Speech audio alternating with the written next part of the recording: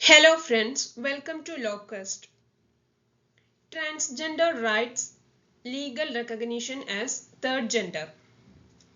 ട്രാൻസ്ജെൻഡേഴ്സിന്റെ അവകാശങ്ങളെക്കുറിച്ചും അവരെ third gender എന്ന് നിയമപരമായി അംഗീകരിച്ചതിനെക്കുറിച്ചും അതിലേക്ക് നയിച്ച കേസിനെ കുറിച്ചും ഈ വീഡിയോയിലൂടെ നമുക്ക് നോക്കാം. Who is a transgender? ഏതെല്ലാം കാറ്റഗറിയിൽ വരുന്നവർ ഈ ഒരു ഡെഫിനിഷന്റെ കീഴിൽ വരുമെന്ന് നോക്കാം. Transgender person protection of rights act 2019 section 2 clause കെയിലാണ് ട്രാൻസ്ജെൻഡർ ഡെഫിനിഷൻ പറയുന്നത്. Transgender person means a person whose gender does not match with the gender assigned to that person at birth and includes trans man or trans woman, whether or not such person has undergone sex reassignment surgery or hormone therapy or laser therapy or such other therapy.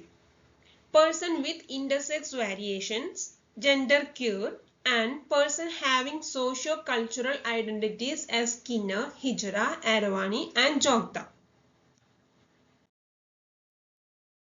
Transgender community is one of the most marginalized community in our society. ഈ വ്യക്തികളെ male or female എന്ന gender കാറ്റഗറിയിൽ ഉൾപ്പെടുത്താൻ കഴിയുകയില്ല. അതുകൊണ്ട് തന്നെ സമൂഹത്തിൽ അവർ കുറച്ചധികം പ്രശ്നങ്ങൾ നേരിടുന്നുണ്ട്. സമൂഹത്തിൽ പൂർണ്ണ അംഗീകാരമോ അവകാശങ്ങളോ ലഭിക്കാതെ ഉപേക്ഷിക്കപ്പെട്ട ഒരവസ്ഥ. നിയമപരമായി ഇത് ഇന്ത്യൻ കോൺസ്റ്റിറ്റ്യൂഷന്റെ article 14 right to equality before the law, article 15 right against exploitation, article 21 right to life and personal liberty എന്നിവയുടെ വയലേഷൻ ആണ്. എന്നാൽ ഈ ഒരു അവസ്ഥയ്ക്ക് മാറ്റം വന്നത് 2014 വന്ന ഒരു സുപ്രീം കോടതി ജഡ്ജ്മെന്റിലൂടെയാണ്. National legal services authority versus union of India. It is the landmark judgment of Supreme Court. Transgenders are recognized as third community. Along with National Legal Service Authority, several other petitioners including social activists like Lakshmi Narayanan Tripati and Pooja Mata Nasib Kaurji Women Welfare Society were involved in this case. ഈ കേസിൽ കോടതിയുടെ findings എന്തെല്ലാമെന്ന് നോക്കാം. It is for the purpose of safeguarding their rights under Part 3 of the Indian Constitution.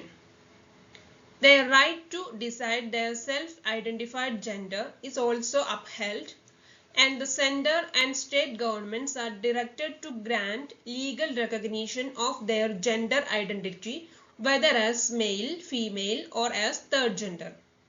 Furthermore, we direct the center and the state governments to take steps to treat them as socially and educationally backward classes of citizen and extend all forms of reservation in matter of admission in educational institution for public appointments. ഈ വിധി ഭരണഘടനയുടെ ഭാഗം 3 പ്രകാരമുള്ള മൗലിക അവകാശങ്ങൾ സംരക്ഷിക്കുന്നതിനായാണ്. അവർക്ക് അവരുടെ ജെൻഡർ ഐഡന്റിഫൈ ചെയ്യാം. Male, female or third gender എന്നിങ്ങനെ അവരുടെ ഐഡന്റിറ്റി സർക്കാർ നിയമപരമായി അംഗീകരിക്കണം. അവരെ പിന്നാക്ക വർഗമായി കണക്കാക്കി പഠനത്തിലും സർക്കാർ ജോലികളിലേക്കും റിസർവേഷൻ നൽകാൻ കേന്ദ്ര സംസ്ഥാന സർക്കാരുകൾ നടപടിയെടുക്കാനും ഈ കേസിലൂടെ വിധിച്ചു. Center and state governments are directed to establish separate HIV sero surveillance centers as transgender individuals face several sexual health issues. Center and state governments should seriously address the problems being faced by transgender individuals such as fear, shame, gender dysphoria, social pressure, depression, suicidal tendencies, and social stigma. Any insistence on undergoing sex reassignment surgery as a prerequisite for declaring one's gender is immoral and illegal. ഇവർ പലതരത്തിലുള്ള sexual health issues face ചെയ്യുന്നതിനാൽ HIV zero surveillance സ്ഥാപിക്കാൻ കേന്ദ്ര സംസ്ഥാന സർക്കാരിന് നിർദ്ദേശം നൽകി. Transgender വ്യക്തികൾ നേരിടുന്ന ഭയം, മനോവൈകല്യം, സാമൂഹിക സമ്മർദ്ദം, വിഷാദം, ആത്മഹത്യാ പ്രവണത, അപകീർത്തി തുടങ്ങിയ പ്രശ്നങ്ങളെ കേന്ദ്ര സംസ്ഥാന സർക്കാർ ഗൗരവമായി പരിഗണിക്കണം. ഒരു വ്യക്തിയുടെ ജെൻഡർ അംഗീകരിക്കാൻ സെക്സ് റീഅസൈൻമെന്റ് സർജറി നിർബന്ധമാക്കുന്നത് നിയമവിരുദ്ധമാണ് എന്നും കണ്ടെത്തി.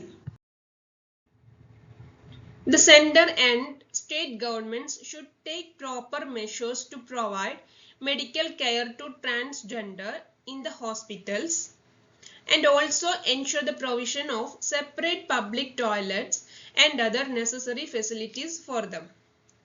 The center and state governments should also take steps to frame various social welfare schemes for their betterment. The center and state governments should take initiative to create public awareness so that the transgender person feel that they are the integral part of society and are not treated as untouchables. Center and state governments should take measures to restore their dignity and the place they once enjoyed in our cultural and social life. Transgender വ്യക്തികൾക്ക് ആശുപത്രികളിൽ ആവശ്യമായ ചികിത്സകൾ ലഭ്യമാക്കണം. അവർക്കായി public toilet പോലുള്ള സൗകര്യങ്ങൾ ഉറപ്പാക്കണം. അവരുടെ ക്ഷേമത്തിനായി വിവിധ സാമൂഹിക ക്ഷേമ പദ്ധതികൾ രൂപീകരിക്കാനുള്ള നടപടികൾ കൈക്കൊള്ളണം. ട്രാൻസ്ജെൻഡർ സമൂഹത്തിന്റെ ഭാഗമാണ് എന്ന ബോധവൽക്കരണം നടത്താൻ സർക്കാർ നടപടികൾ സ്വീകരിക്കണം. അവർക്ക് അവരുടേതായ സാംസ്കാരിക സാമൂഹിക ജീവിതം മറ്റുള്ളവരെ പോലെ എൻജോയ് ചെയ്യാനുള്ള നടപടികളും സർക്കാർ ഭാഗത്തു നിന്ന് സ്വീകരിക്കണം. Transgender Persons Protection of the Right Act 2019 2013 government ഒരു എക്സ്പേർട്ട് കമ്മിറ്റി രൂപീകരിക്കുകയും ഇതിൽ ട്രാൻസ്ജെൻഡേഴ്സ് ഫേസ് ചെയ്യുന്ന ഇഷ്യൂസ് മനസ്സിലാക്കുകയും അവരുടെ വിദ്യാഭ്യാസം, ആരോഗ്യ കാര്യങ്ങൾ, തൊഴിലുകൾ, എല്ലാവിധ കാര്യങ്ങളെ സംബന്ധിച്ചും ചർച്ച നടത്തി.